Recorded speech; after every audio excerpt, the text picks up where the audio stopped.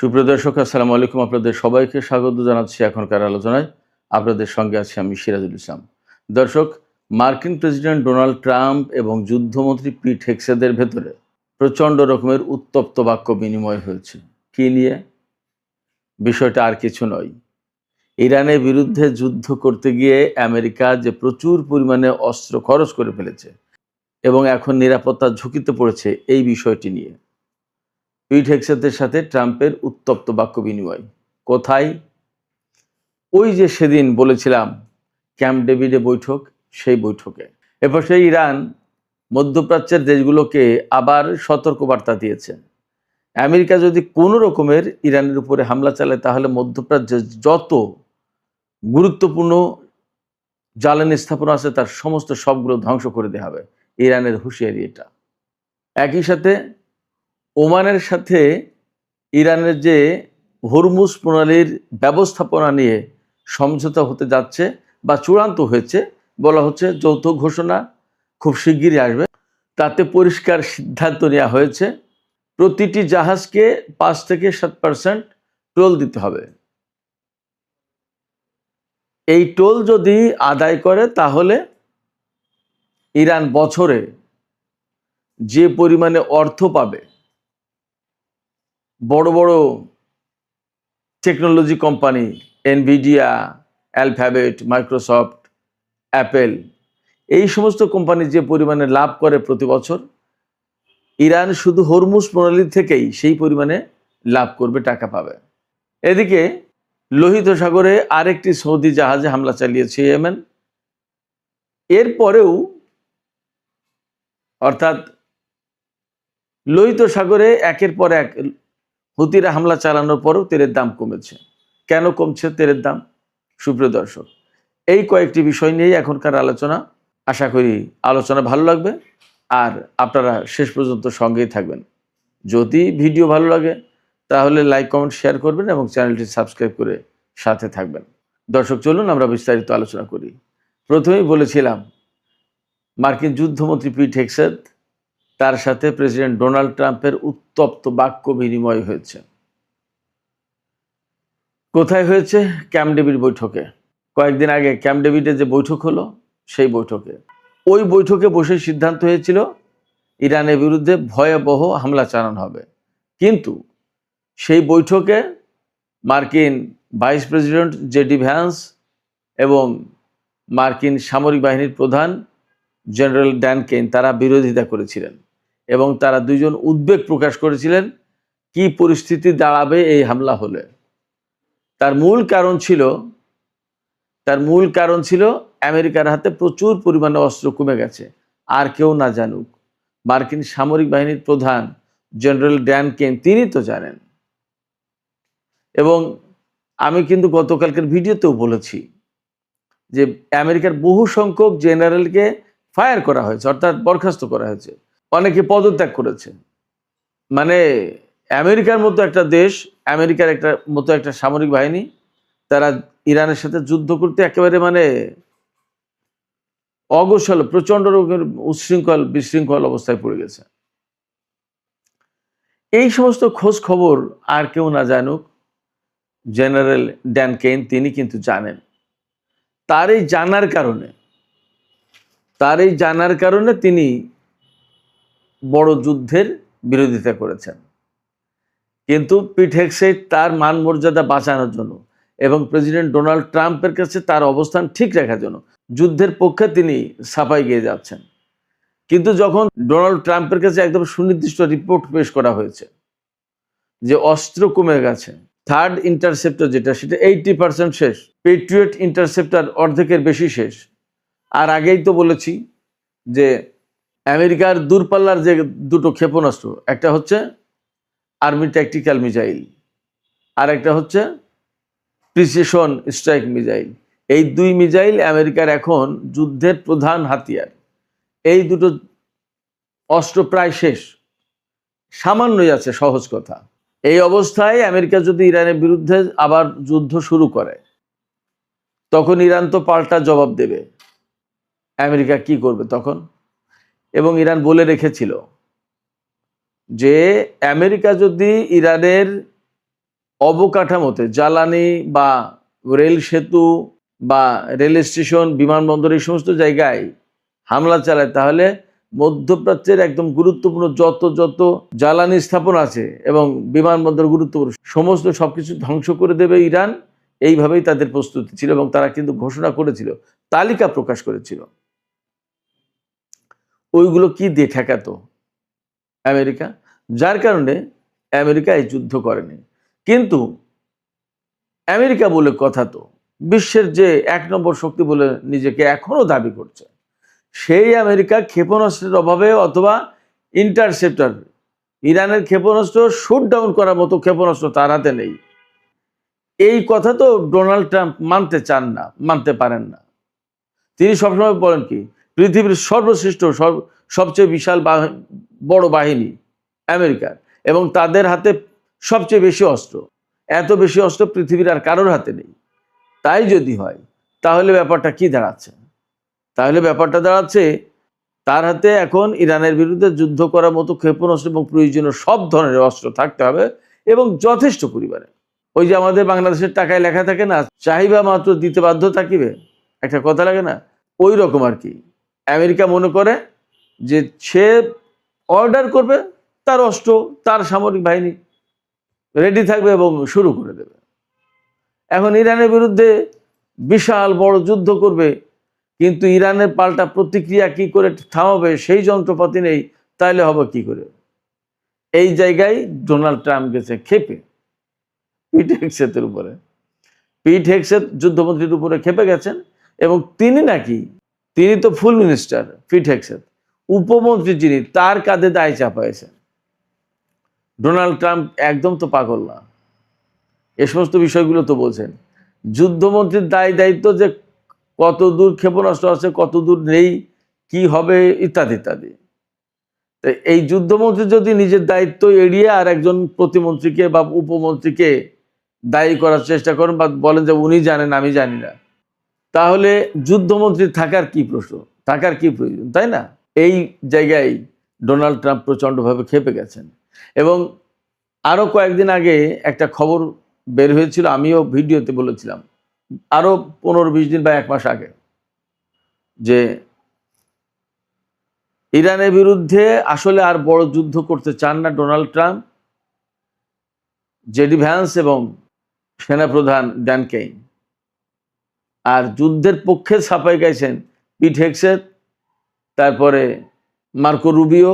এরা এটা নিয়ে মার্কিন প্রশাসনের কিন্তু ভেদাভেদ অর্থাৎ বিভাজন সৃষ্টি হয়েছে, পার্থক্য হয়ে গেছে, আলাদা হয়ে গেছে, ফাটল হয়েছে। তো সেই আলাপ আলোচনার 15-20 দিন বা 1 মাস পরে এসে এখন যখন এই আলোচনা উঠছে যে ইরানের বিরুদ্ধে হামলা চালালে ইরান যে পাল্টা প্রতিক্রিয়া দেখাবে, ইরান যে ক্ষেপণাস্ত্র এবং ড্রোন মারবে ঝাঁকে ঝাঁকে, সেগুলো ঠেকানোর মতো কোনো ইন্টারসেপ্টার তাদের হাতে নেই পর্যাপ্ত। এবং তাদের হাতে যা আছে এগুলো যদি খরচ করে ফেলা হয়, তার কিছুদিন পরে ইরান যখন একাধারে মারতে থাকবে, সেইগুলোই তারা ঠেকাতে পারবে না। আর চীন, রাশিয়া, উত্তর কোরিয়া তো পরে থাকলো, চীন, রাশিয়া, উত্তর কোরিয়া কিন্তু ভেতরে ভেতরে অন্য লাইনে আছে।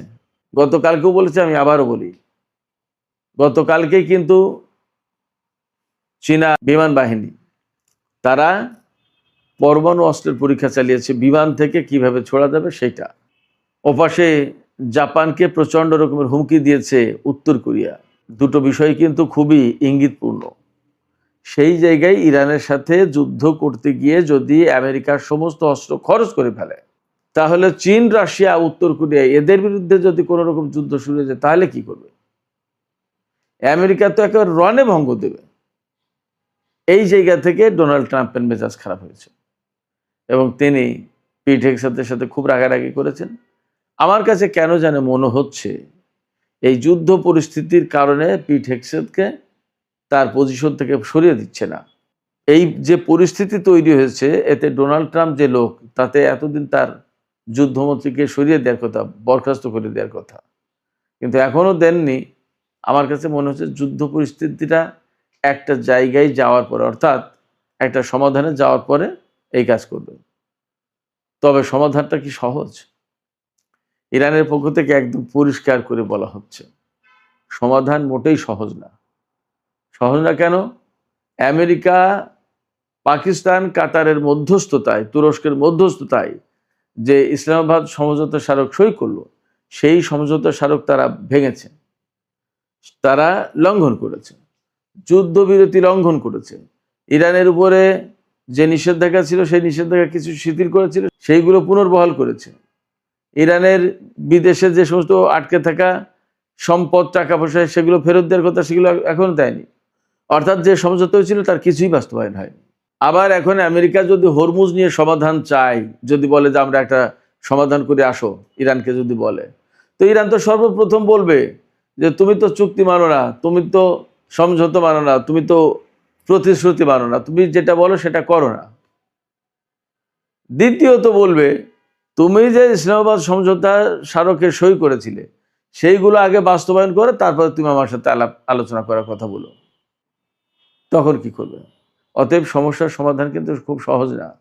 এবং আমি আপনাদেরকে বলি, আমেরিকা যদি ইরানের সাথে সমাধান করতে চায় তাহলে আমেরিকাকে অনেক কিছু হারাতে হবে। আগের বার যে 14 দফা সমঝোতা হয়েছিল তার প্রত্যেকটা দফা ইরানের পক্ষে ছিল। এবার হয়তো আরো দু একটা জড়িয়ে দেবে এবং সেগুলোও মেনে নিতে হবে। সবচেয়ে বড় যে বিষয়টা মানতে হবে সেটা হচ্ছে হরমুজ প্রণালী নিয়ে যে ইরান এবং ওমানের ভিতরে ম্যানেজমেন্টের যে চুক্তি হচ্ছে, এই চুক্তি ডোনাল্ড ট্রাম্পকে মানতে হবে। সেই চুক্তিতে কি বলা হচ্ছে? সেই চুক্তিতে প্রথমত এবং প্রধানত বলা হচ্ছে হরমুজ প্রণালী দিয়ে কোন কোন জাহাজ পারস্য উপসাগরে প্রবেশ করবে সেটা ঠিক করবে ইরান। তার মানে কি? তার মানে হচ্ছে সমস্ত পণ্যবাহী জাহাজ পারস্য উপসাগরে যেতে পারবে হরমুজ প্রণালী দিয়ে। কিন্তু যদি ইরান মনে করে যে এই জাহাজটা ইসরায়েলের, ওই জাহাজটা আমেরিকার, এই দুটো জাহাজ যেতে পারবে না, তাই যেতে পারবে না, কথা নেই।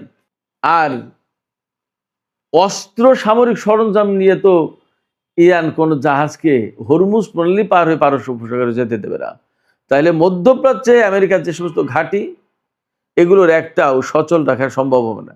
শুধু তাই না, দেখেন কি হয় যদি যুদ্ধবিরতি হয়, আবার সমঝোতার প্রশ্ন আসে এবং এই পরিস্থিতি সমাধানের কথা আসে, তাহলে ইরান সবচেয়ে বড় দুটো প্রশ্ন তুলবে যে আমাদের নেতাকে, আমাদের কর্মকর্তাদেরকে তোমরা হত্যা করলে কেন, এটা জবাব দাও। আরেকটা প্রশ্ন আসবে যে তোমরা কোন কারণে এখানে সামরিক ঘাঁটি রাখো, ঘাঁটি সরাও। এই প্রশ্নগুলোর, এই বিষয়গুলোর সমাধান কি, আমেরিকার হাতে কি আছে? সেক্ষেত্রে মধ্যপ্রাচ্যে অ্যাকচুয়ালি আমেরিকার জন্য বড় রকমের সমস্যা অপেক্ষা করছে। এই সমস্যার সমাধান সে সহজে করতে পারবে না এবং ফাইনালি তাকে এখান থেকে বেশ, আমার কাছে মনে হয়, অনেকটা অপমানজনকভাবে বের হয়ে যেতে হবে। হরমুজ প্রণালী নিয়ে ইরান এবং ওমানের সাথে যে চুক্তি হচ্ছে তাতে ইরান হরমুজ প্রণালী ব্যবহার করা জাহাজকে টোল দিতে বাধ্য করবে, এটা মেনে নিতে হবে, এটা মাস্ট, ফাইনাল। 5 থেকে 7%, এখনো মনে হয় ফাইনাল হয়নি, বা এমন হতে পারে যে কোনো জাহাজের জন্য 5%, কোনো জাহাজের জন্য 7%, পণ্য ভেদে, পণ্যের মূল্য বুঝে টোল দিতে হবে।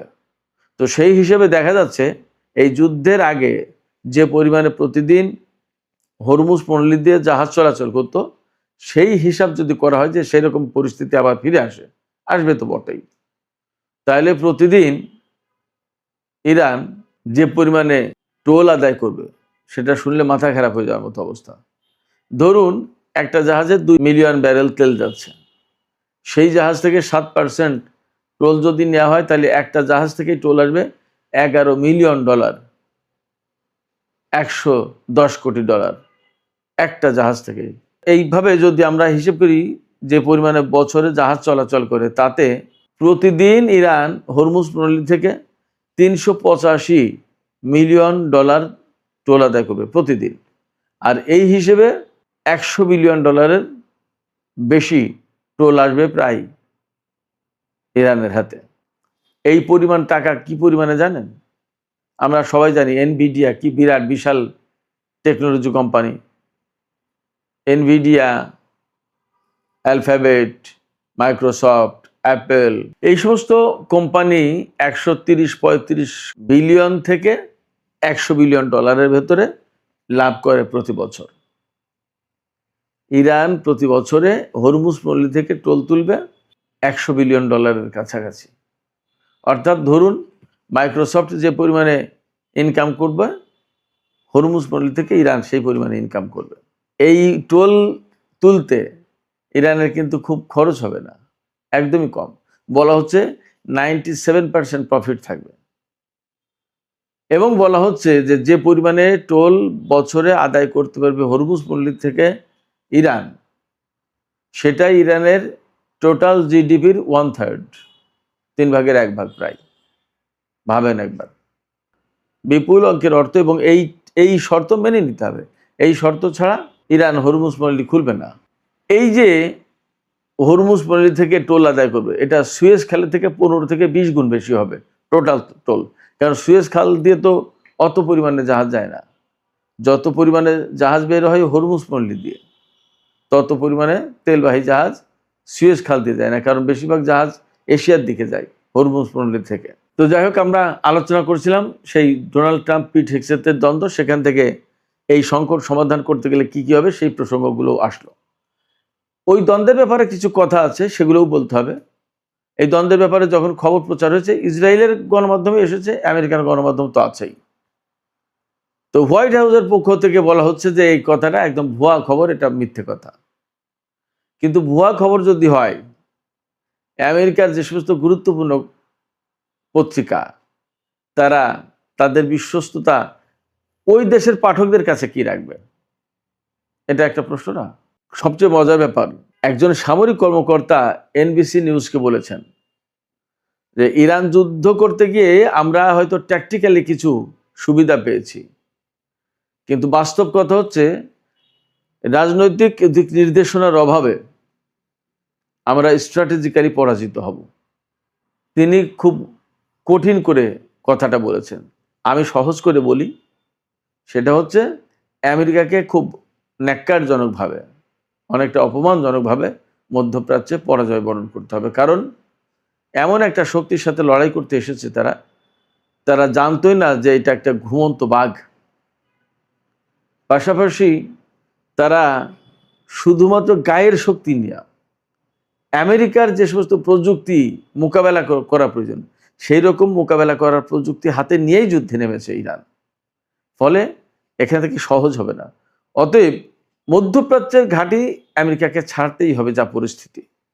এবং ডোনাল্ড ট্রাম্প যতই বলুক যে খুব ভালোভাবে এগোচ্ছে আলোচনা, একটা চুক্তি হয়ে যাবে, চুক্তি না করলে বিরাট বড় রকমের আঘাত করব, এ সমস্ত যত কথাই বলুক, ইরান যেভাবে আগাচ্ছে সেইভাবেই আগাতে হবে, এর বাইরে লাভ হবে না। এবং এর বাইরে লাভ করতে গেলে আমেরিকার সেনা ঘাঁটি এবং মধ্যপ্রাচ্যের যত গুরুত্বপূর্ণ ইনফ্রাস্ট্রাকচার সব ধ্বংস হয়ে যাবে। এই ঝুঁকি অন্তত পারস্য উপসাগরীয় আরব দেশগুলো নেবে না। ফলে মধ্যপ্রাচ্যে পরিস্থিতি কোনো মতেই আমেরিকার অনুকূলে, আমেরিকার পক্ষে থাকবে না। শুধু তাই না, আরও অনেক কিছু এই অঞ্চলে পাল্টানো শুরু হয়েছে। আমি আশা করছি সেটা নিয়ে আজ রাতের ভিডিওতে আলোচনা করব। তো দর্শক, এখনকার আলোচনা এখানে শেষ করতে চাইছি। শেষের আগে একটুখানি ছোট্ট করে বলি যে লোহিত সাগরে ইয়েমেনের হুতিরা কিন্তু সৌদি আরবের আরেকটি তেল ট্যাঙ্কারে হামলা চালিয়েছে। তবে দুটো পাকিস্তানি তেল ট্যাঙ্কারকে তারা বাব আল মান্দব প্রণালী পার হতে দিয়েছে। আমি গতকালকেই বলেছিলাম, পাকিস্তান এবং চীনের জাহাজকে অ্যালাউ করছে তারা। তো এই যে একের পর এক হামলা চালাচ্ছে হুতিরা, তারপরেও আন্তর্জাতিক বাজারে তেলের দাম কমেছে। ব্রেন্ট ক্রুড বিক্রি হচ্ছে $79 সামথিং সেন্ট, আর ওয়েস্ট টেক্সাস ইন্টারমিডিয়েট বিক্রি হচ্ছে $74 নিচে, 71 বা $72। তার মানে বেশ খানিকটা কমেছে। কিন্তু কেন কমছে এই কারণে, ওই যে হরমুজ নিয়ে বারবার ডোনাল্ড ট্রাম্প আশাবাদ দেখাচ্ছে যে একটা ভালো চুক্তি হবে, ভালো আলোচনা হচ্ছে, খুব সুন্দরভাবে এগিয়ে যাচ্ছে। এই সমস্ত কারণে আজকে কিন্তু বৃহস্পতিবার, সপ্তাহের শেষ দিনগুলো বেশ ক্রিটিক্যাল থেকে, দেখা যাক কি হয়। তো সুপ্রিয় দর্শক, এখনকার আলোচনা এখানে শেষ করতে চাইছি। যাওয়ার আগে আমি আপনাদের কাছে আপনাদের মতামত জানতে চাই যে হরমুজ পল্লীতে এই যে টোল আদায়ের সিস্টেম করতে যাচ্ছে ইরান, আমেরিকা তো অবশ্যই বাধা দেবে, কিন্তু শেষ পর্যন্ত ইরান কি এই টোল কার্যকর করতে পারবে? আপনাদের কি মনে হয়?